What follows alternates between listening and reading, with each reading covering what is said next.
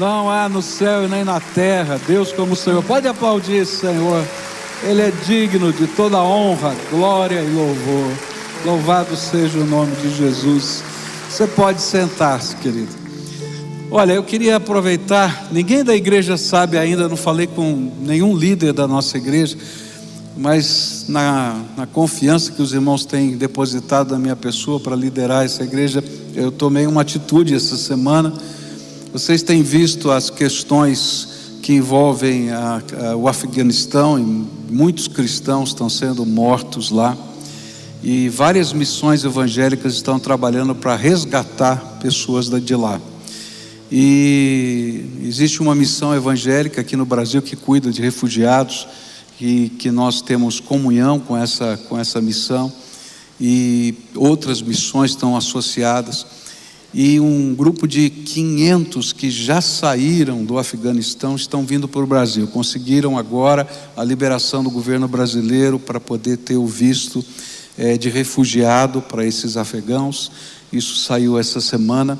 E eles estão então pedindo às igrejas que ajudem. E a nossa igreja assumiu a responsabilidade de receber aqui na cidade de Curitiba. Nós vamos receber lá na nossa chácara, lá no nosso acampamento que está parado, a gente não está fazendo nada, não é?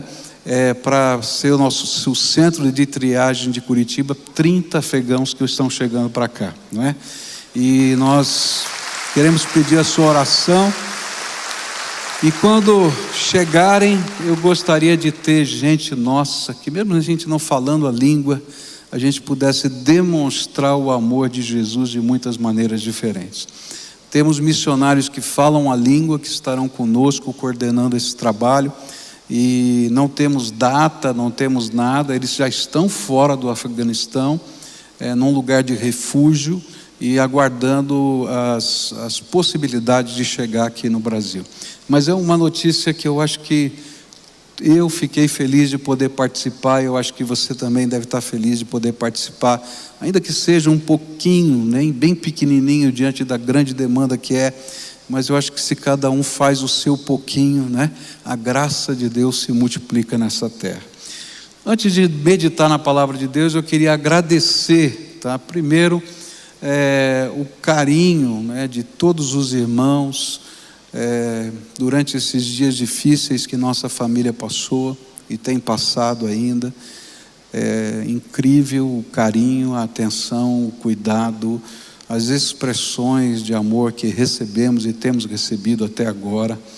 E só para você ter uma ideia, a última vez que eu constatei, já faz alguns dias, mais de 50 mil pessoas viram, visualizações houve do culto de despedida da minha esposa. É um número assim extraordinário. Muitos que estão nos assistindo aqui agora através da internet participaram também desse culto de muitas maneiras. Então eu queria agradecer à igreja. Queria agradecer à igreja também porque me concedeu e concedeu à equipe ministerial mais um novo mandato, né, de mais um período de caminhar com os irmãos. Depois de 33 anos, os irmãos têm muita coragem, né, de poder aguentar a gente aqui, e com uma votação muito expressiva, recebi a aprovação dos irmãos em 99,6%, e toda a equipe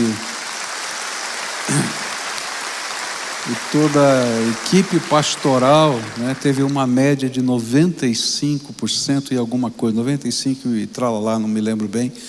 Então assim, a gente fica feliz de poder estar caminhando junto num sonho, num projeto, num propósito, e que Deus nos mostre como caminhar e como agir nesse período que temos pela frente. Queria continuar meditando na palavra de Deus, algo que começamos a meditar algumas semanas atrás, antes que tanta coisa tivesse acontecido na nossa vida. E começamos há semanas atrás a meditar na palavra de Deus no livro de 1 Samuel, entre os capítulos 9 e 11. E o tema que temos trabalhado é a respeito da unção de Deus para servir, tá? Então esse foi o tema principal que a gente tem desenvolvido baseado nesse texto. E já estudamos, né, que a unção, antes de tudo, é um recurso divino que Deus dá aos seus líderes que Ele escolhe para o exercício da missão. Então Deus dá essa unção, né, como um recurso para a realização da missão. Depois aprendemos que toda unção, que é recurso para a missão, ela vem acompanhada de sinais, que não apenas testificam a unção, mas também confirmam a missão. Então Deus está fazendo essa obra. E hoje eu queria estudar alguns outros aspectos, né, dessa unção.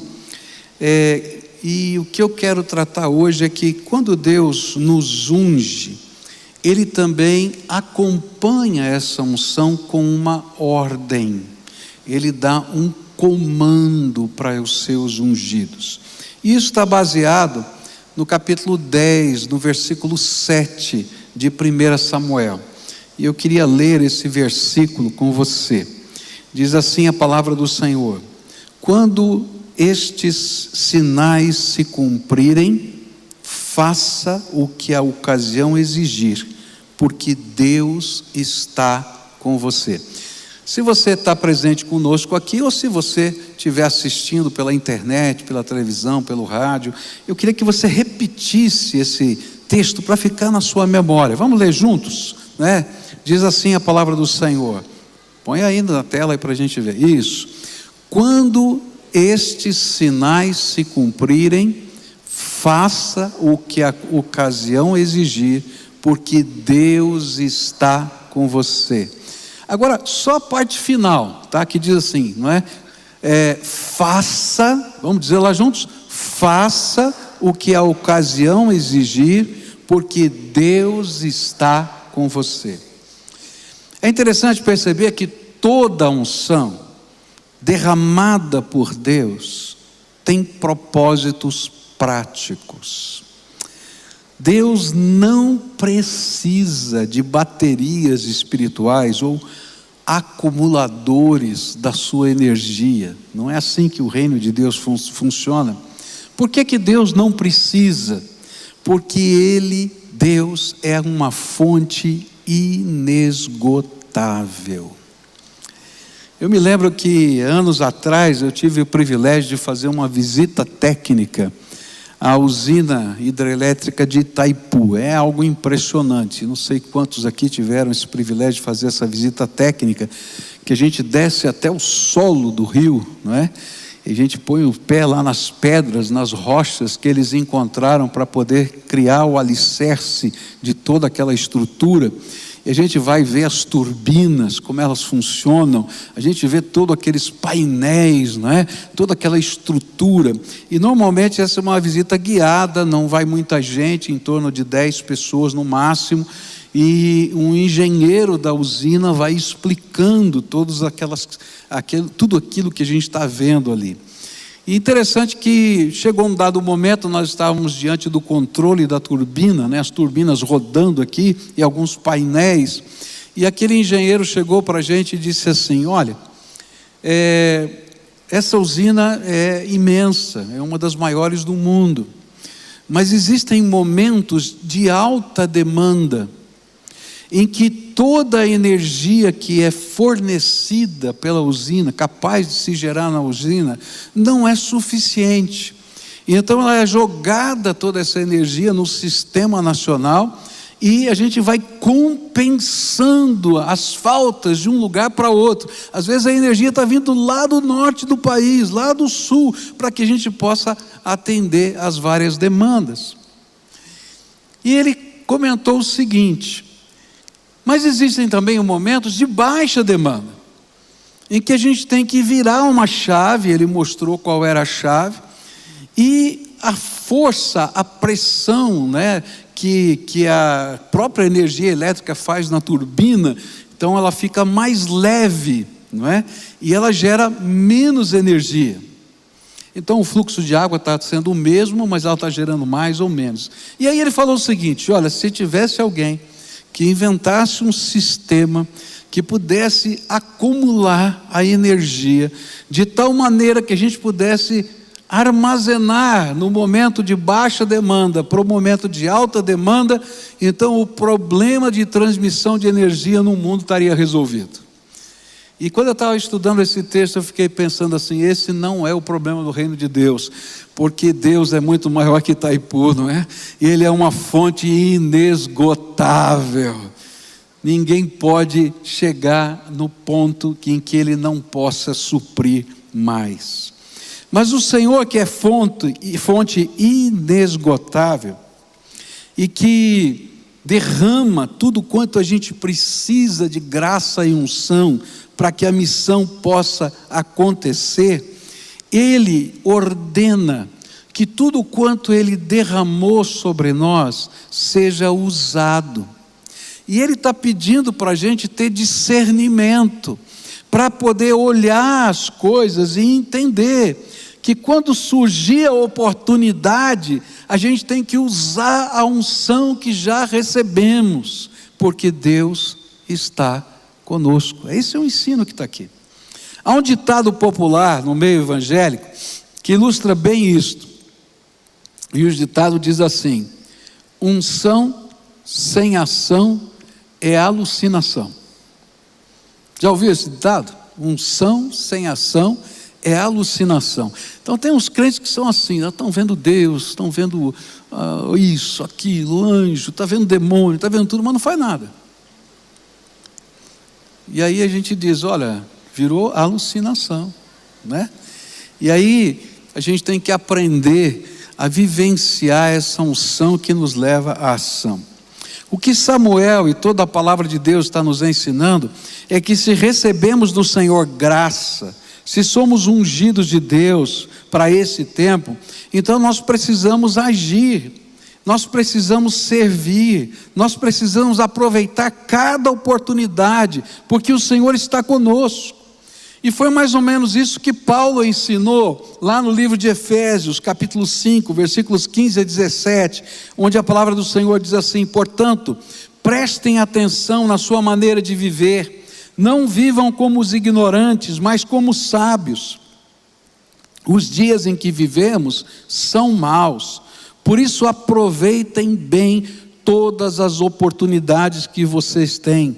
Não hajam como pessoas sem juízo, mas procurem entender o que o Senhor quer que vocês façam.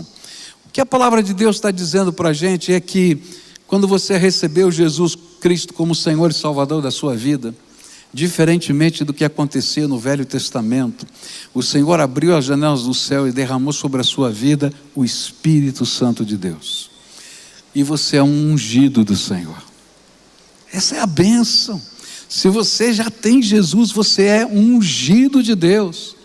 E se você é ungido de Deus, você tem que ser alguém que é capaz de discernir o que está acontecendo no seu tempo, de modo que você possa enxergar as oportunidades que Deus está te dando hoje e agora, para poder agir em nome do Senhor, porque Ele está com você. Ele já está com você, Ele já derramou a unção. É interessante que quando teve as Olimpíadas, eu acho que alguns de vocês assistiram, e a gente ganhou uma medalha, né, de ouro lá no surf. Estava discutindo, vai fechar o surf, vai abrir o surf, as ondas não estão boas para surfar, e aí então vão lá os surfistas, né, que estão concorrendo, e eles ficam tentando enxergar a onda certa, procurando a onda certa, e de repente surge uma onda, e o brasileiro conseguiu discernir aquela onda, e por causa daquela única onda que ele conseguiu discernir, não é? Ainda que houvesse outras baterias, mas aquela foi a mais importante, ele conseguiu a medalha de ouro. Na vida da gente acontece a mesma coisa. Deus já derramou a unção do Espírito sobre a nossa vida. E Ele está dizendo: filho meu, eu te coloquei aqui como instrução. Então presta atenção no que está acontecendo ao seu redor, porque os dias são maus. E olha, eu acho que nunca houve uma época para a gente ter tanta certeza que os dias são maus. Essa pandemia mostrou para a gente que é complicado. A gente está vivendo um tempo que é tão estranho. Há anos atrás, uma empresa planejava os seus ciclos, 5 anos, 10 anos lá na frente. Hoje, a maioria das empresas abandonaram os seus planejamentos de 5, 10 anos, e estão fazendo seus planos de, no máximo, 3 meses. Porque ninguém consegue prever absolutamente nada. Num dia sobe a bolsa, no dia cai. Um dia o dólar sobe, outro dia desce. Um dia você não sabe o que aconteceu. Falaram alguma coisa em algum lugar do mundo, todo mundo fica instável. De repente a gente olha e fica pensando nos valores, que estão sendo passados. Outras vezes a gente vai olhando para as esperanças. Esse mundo é mau. Falaram para a gente que se tomasse as 2 vacinas estava bom, estava resolvido. Agora já tem que tomar 3. E eu conheço gente que tomou 3 e morreu de corona. Gente, então a gente fica pensando: e aí, onde é que está a nossa segurança? Não tem segurança, só Jesus é a nossa segurança, não tem outra. Agora, mesmo assim, os dias sendo maus, Deus está derramando graça, está derramando unção do Espírito, e está levantando um exército, um povo, que pode ser instrumento dele no meio dessa confusão, se nós pudermos enxergar as oportunidades de Deus. E é por isso que Gálatas 6, versículos 9 e 10 vai dizer assim: e não nos cansemos de fazer o bem, pois no tempo próprio colheremos, se não desanimarmos. Portanto, enquanto temos oportunidade, façamos o bem a todos, especialmente aos da família da fé. Então, se Deus tem derramado graça sobre você, então certamente Ele também abrirá oportunidades para você fazer o bem, para você conduzir pessoas a Jesus, para ajudar outros a obterem a sabedoria do alto nos enfrentamentos da vida. Mas para que os dias que vivemos, que são maus, possam ser enfrentados, Deus quer levantar um exército de pessoas cheias do seu Espírito. E sabe o que é pior? É que Ele vai pedir contas, tanto da unção derramada, quanto da oportunidade perdida. É interessante que Jesus, no sermão profético, Ele enfatiza isso. No sermão profético, que vai dos capítulos 24 e 25 de Mateus, Ele está falando do fim do mundo. Ele conta uma série de parábolas. E essas parábolas falam sobre isso, a unção de Deus e a oportunidade. A unção de Deus que deve nos ajudar a discernir essas oportunidades para que entremos nelas. Um dos mais sintomáticos é aquele texto onde o Senhor separa os bodes das ovelhas. Aquele texto não está falando que a salvação vem pelas obras, ele está falando de oportunidade perdida. Quando ele diz assim, olha, quando estava doente você me visitou, quando estava com fome você me alimentou, e aí as pessoas dizem para ele, os bodes dizem para ele, nós não te vimos assim. E ele diz, olha, toda vez que você viu um pequenino que precisava dessas coisas e não fez, você não fez para mim. E aí quando ele falou para as ovelhas, olha, quando eu estava com fome, você me alimentou e tal, ele disse, mas quando é que fizemos isso? Toda vez que você viu um dos pequeninos e você fez isso, você fez para mim. Sabe o que ele está dizendo? Olha, você foi ungido e não soube usar a oportunidade que eu te dei. Outra parábola que Jesus vai usar é a parábola que tem a ver com os talentos. Lembra da palavra dos talentos? E ele vai distribuindo os talentos, e tem um cidadão lá na parábola que não faz nada com o talento. Diz: ó Senhor, o Senhor é muito sério com o que o Senhor faz, então isso aqui é muito santo, é muito tremendo, é muito digno, então eu fiquei com medo de fazer alguma coisa errada e enterrei o talento. E o Senhor diz: tira desse cara, tira, e dá para o que tem 10, porque o talento tem que se multiplicar na vida das pessoas. Tem uma terceira parábola que Jesus vai contar naquele mesmo contexto, e a parábola é das virgens que precisam do azeite. E ele diz assim: olha, umas tinham suprimento de azeite e outras não tinham suprimento de azeite. E quando chegou o tempo da oportunidade, que o noivo chegou, elas não estavam preparadas. Sabe por quê? Porque se a gente não usa a energia da unção de Deus para o propósito de Deus, a unção se desgasta na nossa vida. Mas quanto mais a gente usar para a glória do Senhor, mais dele vai derramar. Minha oração é que você não seja uma dessas pessoas dessas parábolas, mas que ao contrário, que o Senhor possa te mostrar as oportunidades nesses dias maus, porque Deus está convocando a sua igreja para fazer diferença. Queridos, tem gente com fome de Deus, e nós precisamos de discipuladores, nós precisamos de líderes de células, nós precisamos de voluntários para servir em várias áreas diferentes, seja na ação social, seja com as crianças. Você viu lá a Casa da Árvore, um programa novo que a gente está fazendo, porque as crianças têm que voltar para a igreja. Se a escola é importante e as crianças precisam voltar para a escola, elas precisam voltar para a comunhão com os irmãos, na presença de Deus na igreja. E nós temos que estar preparados para dar o melhor lugar para elas, senão nós vamos perder uma geração inteira. Mas nós precisamos de gente que entenda que os dias maus também são oportunidades de Deus. E você, que tipo de servo tem sido? Você está enxergando as oportunidades? Olha, se você não foi capaz de enxergar nenhuma oportunidade de Deus durante essa semana para a sua vida, então eu quero dizer que você está muito mal no relacionamento com Deus e no discernimento espiritual. Porque as oportunidades de Deus vêm todos os dias. Todos os dias. Minha pergunta para você é: de quem você está cuidando pessoalmente? Tem alguém que você diz: eu sou responsável, eu vou cuidar? Bom, mas eu queria continuar com você aqui nesse estudo.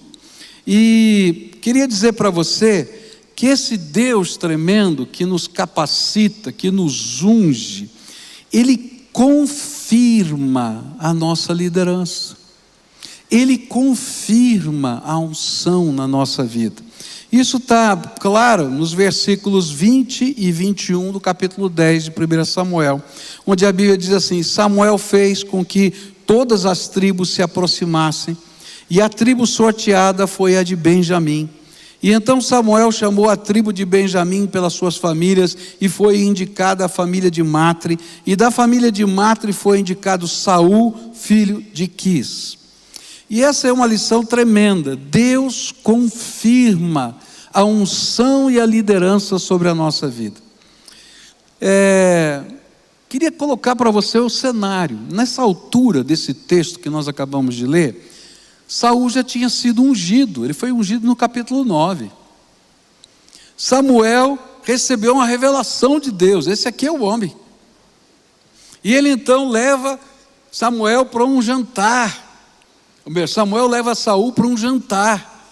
E aí então naquele jantar ele comunica a vontade de Deus, profetiza os sinais que virão, mas ele pega o azeite da unção e derrama na cabeça de Saul. E diz, não diz que ele vai ser o rei, mas diz: você vai ser o príncipe ungido de Deus aqui nesse lugar. Isso já tinha acontecido. Mas apesar de Samuel e Saul saberem disso, o povo não sabia. O povo estava esperando que Deus revelasse um rei. Ele poderia, como profeta, chegar lá e dizer assim: olha, Deus já mostrou, já disse quem é, está aqui o homem, eu já o ungi como rei. Mas não foi assim que aconteceu. Deus deu uma outra estratégia, mandou Samuel fazer um sorteio. Que coisa mais esquisita, né? Fazer um sorteio. Falou assim: gente, Deus vai revelar aqui para vocês quem é o homem que ele escolheu. E aí então eles começam a sortear qual das tribos de Israel foi escolhida. E aí sortearam Benjamim. Aí juntaram todas as famílias, os chefes de clã de todas as famílias, e colocaram lá o sorteio, e a família de Matre foi escolhida. Aí pegaram todos os homens da família de Matre e fizeram um sorteio. Quem você acha que foi tirado ali no palitinho? Saul. Deus confirma tanto a unção quanto a missão na nossa vida. Talvez você pudesse estar pensando no seu coração, né? Como é que Deus vai confirmar na nossa vida? Às vezes a gente tem dúvidas, eu não sei você, mas às vezes a gente tem dúvidas. Senhor, eu sei que o Senhor já me ungiu com o teu Espírito, eu sou selado com o Espírito Santo, mas e agora, Senhor? Qual é o próximo passo? Quais serão as dúvidas? Como é que eu vou agir? De que jeito eu vou trabalhar? Como é que eu posso ter certeza que o Senhor me escolheu para isso ou para aquilo? Qual vai ser o lugar que o Senhor vai me colocar para servir? E eu quero dizer para você que Deus não apenas revelou naquele tempo para Saul, mas Ele revela hoje, tanto para a igreja quanto para o mundo, a unção que você tem e a missão que Ele te deu. E como é que Ele faz isso? Primeiro, Ele derrama dons espirituais na sua vida.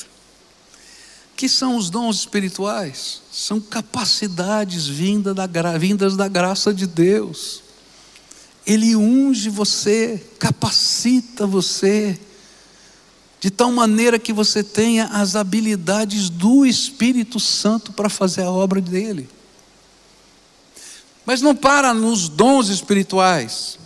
Ele começa a trabalhar dentro do nosso coração uma paixão, um sentimento que começa a ficar corroendo por dentro, sabe? Aquele negócio que vai mexendo com a gente e diz assim: alguém tem que fazer alguma coisa.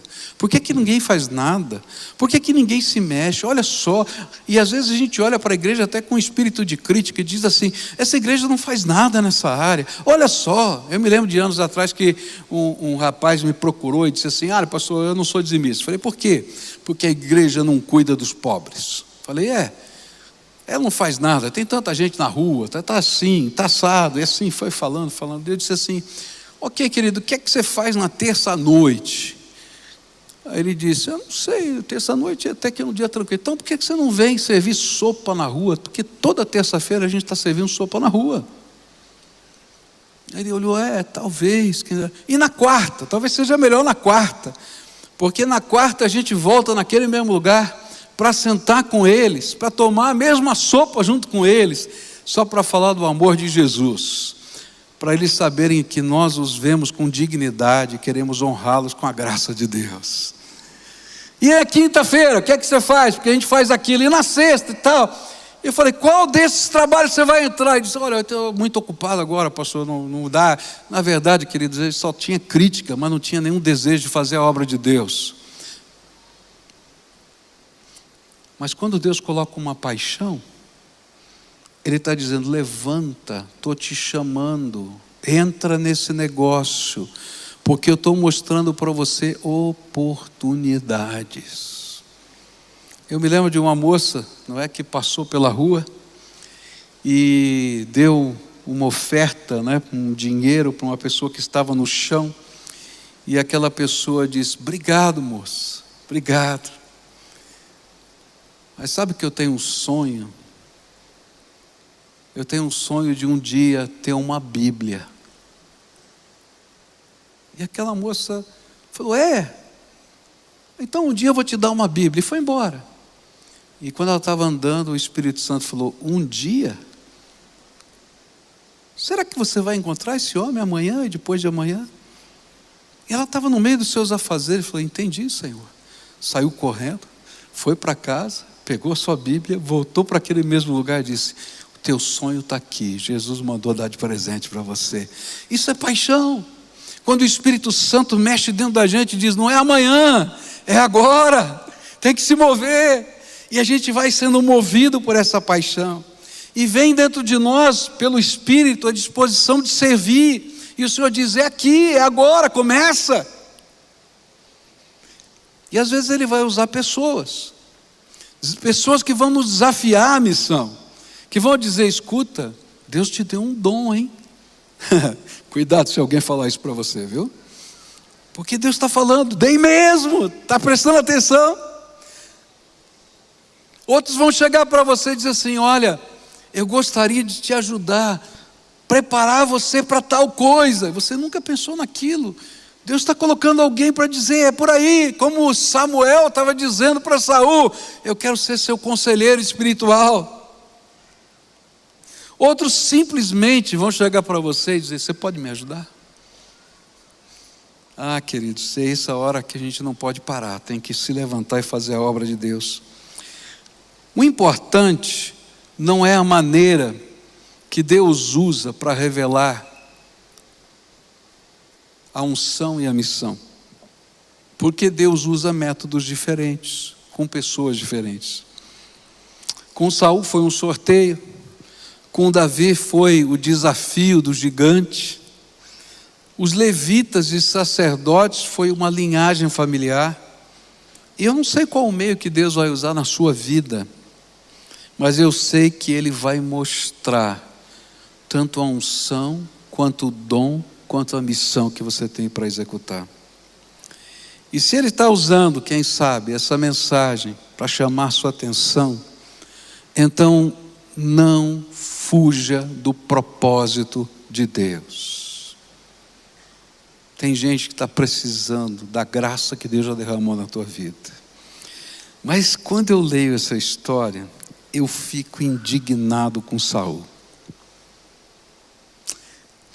Dá uma olhada no que aconteceu nessa história, para a gente terminar aqui e concluir. Diz assim, 1 Samuel 10, a partir do verso 20: e a tribo sorteada foi a de Benjamim. E então Samuel chamou a tribo de Benjamim pelas suas famílias, e foi indicada a família de Matre, e da família de Matre foi indicado Saul, filho de Quis. Mas quando o procuraram, não puderam encontrá-lo. E então perguntaram ao Senhor se aquele homem já havia chegado ali. E o Senhor respondeu: ele está aí, escondido entre a bagagem. E então correram e o tiraram de lá.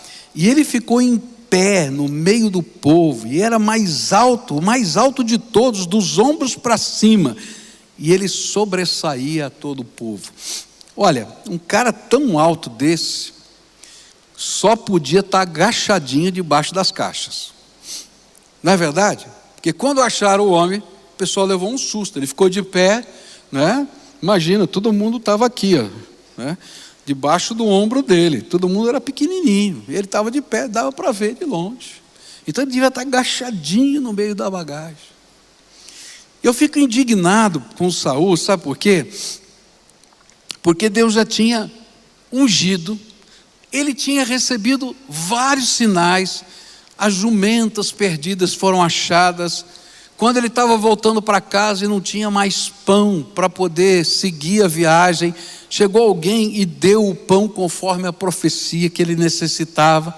No meio do caminho ele encontra os profetas, e conforme a profecia ele é cheio do Espírito Santo e profetiza. Deus transforma o seu coração, há uma mudança interior na vida dele. Agora Deus confirma tudo isso com sortes, vai tirando as sortes, cai exatamente dele. E onde é que está esse homem? Ao invés de se apresentar, ele se esconde atrás da bagagem. Eu fico triste ao ver pessoas que o Senhor salvou, transformou, colocou marcas da graça em sua vida, e ainda continuam escondidas atrás da bagagem.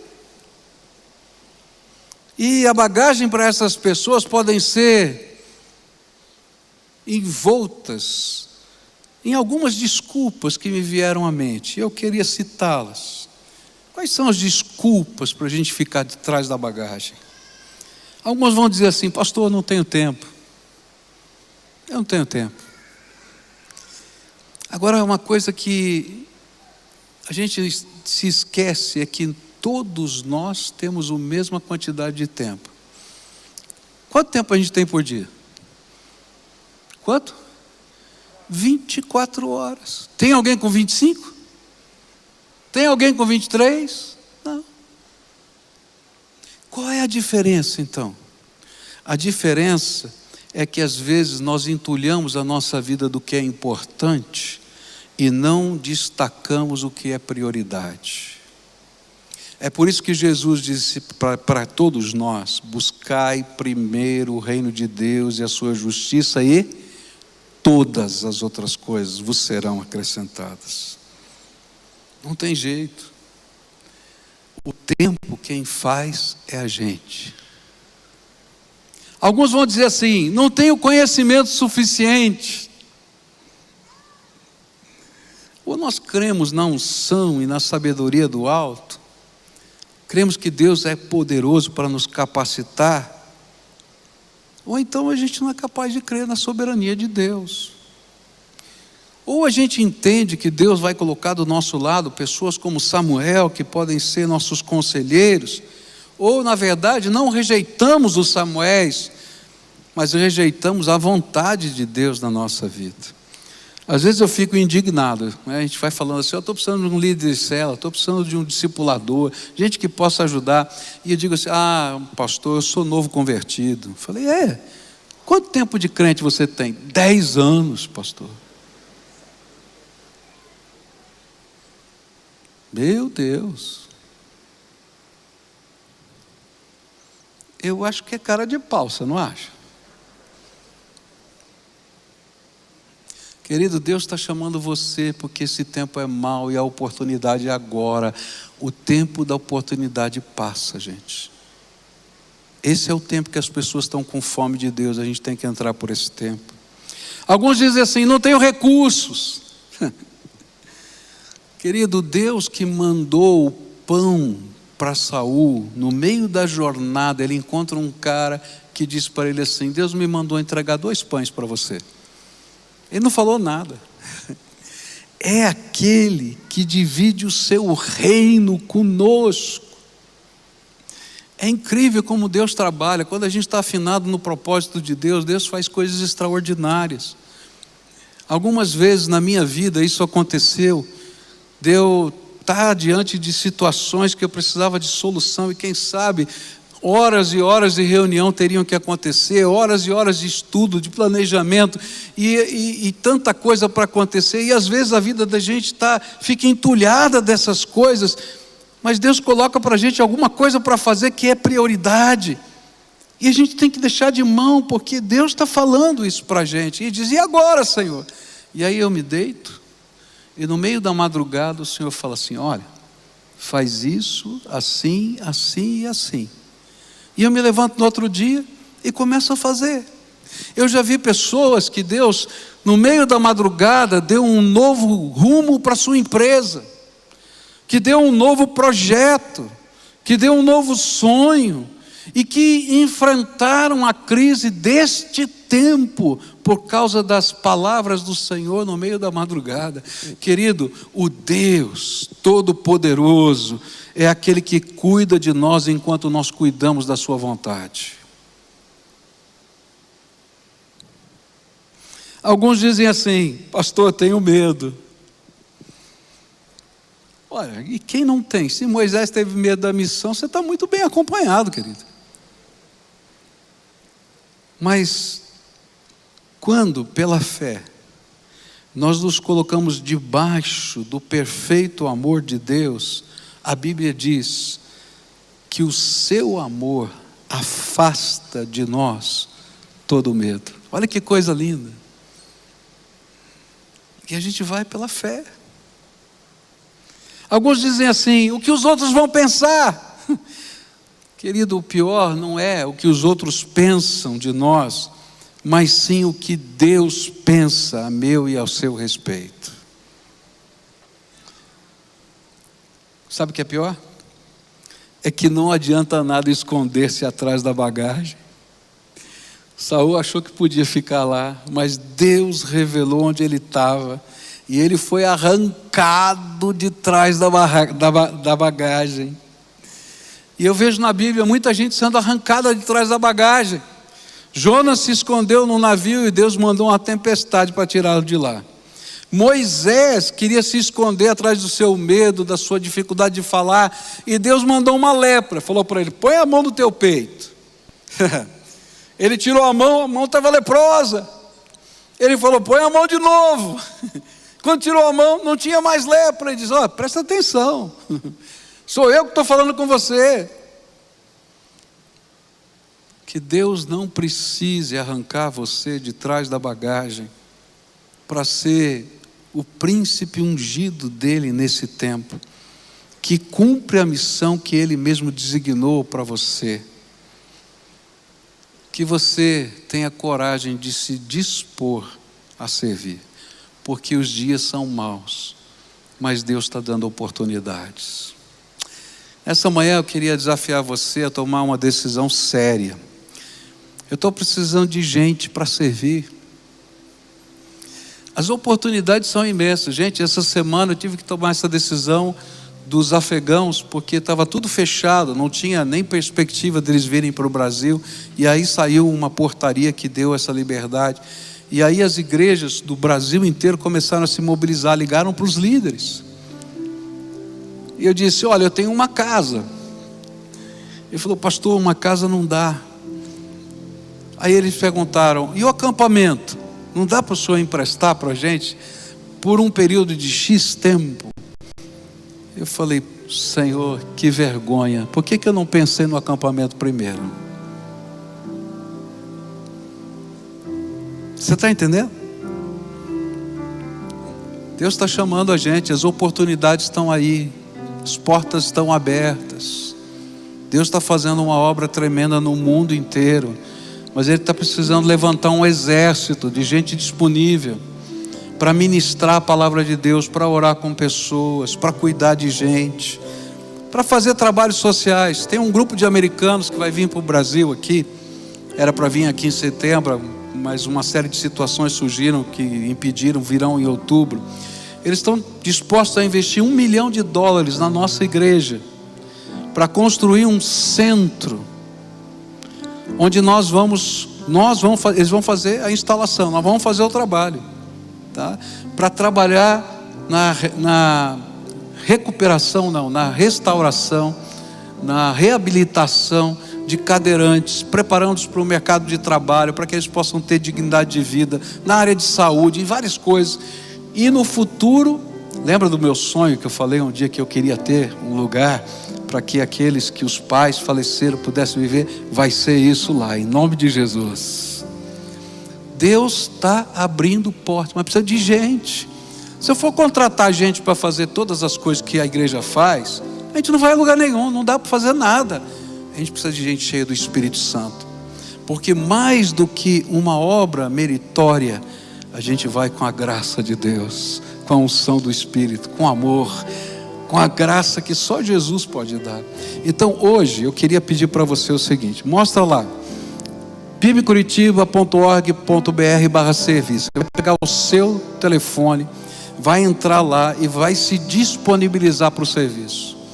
Eu preciso de líderes de células. As células estão inchadas, elas cresceram durante a pandemia, mas elas precisam se multiplicar. Não adianta ter 60 pessoas nos quadradinhos lá, gente. A gente não consegue conversar, a gente não consegue orar. Tem que ter mais gente. Tem gente, nós estamos lançando aquela campanha na internet, né? Jesus é a resposta. Na última campanha, 1000 pessoas pediram para ser discipulados. Nós precisamos ter gente. Precisamos ter gente com as crianças. Entra lá e preenche. Agora fica todo mundo de pé. Você que está aqui conosco vai preencher. Você que está na sua casa vai preencher. A gente vai estar junto. Eu queria dizer, não importa onde você mora. Eu não moro em Curitiba, pastor. Não faz mal. Tem gente que você pode fazer isso via internet, via WhatsApp. Se Deus está tocando o seu coração, vem, se junta nesse exército. Nós queremos estar junto, tá bom? Agora quero orar por você. Quero orar pela tua vida. Pedir essa graça de Deus sobre você. E que o Senhor nos dê a visão da vitória. Vamos orar juntos? Pai querido, em nome de Jesus, o teu Filho, que nós nos apresentamos diante do Senhor. Às vezes, Senhor, nós somos tão fracos, tão impotentes. Às vezes a nossa vida nos surpreende em tantas coisas. Mas é gostoso saber que nunca estamos sozinhos, que a tua vara e o teu cajado nos consolam, que a unção do Senhor nos reveste, e que o Senhor nos dá sonhos e visões, e que a gente pode se erguer em nome de Jesus para fazer diferença nessa terra. Ó Pai, abre os olhos espirituais desse teu povo, para que enxerguem as oportunidades, e tenham coragem que venha da unção, coragem que vem do amor do Senhor, que tira fora todo o medo, e que possamos fazer diferença nessa terra, para a glória do Senhor. É aquilo que oramos em nome de Jesus, amém e amém. Agora adore o Senhor junto conosco.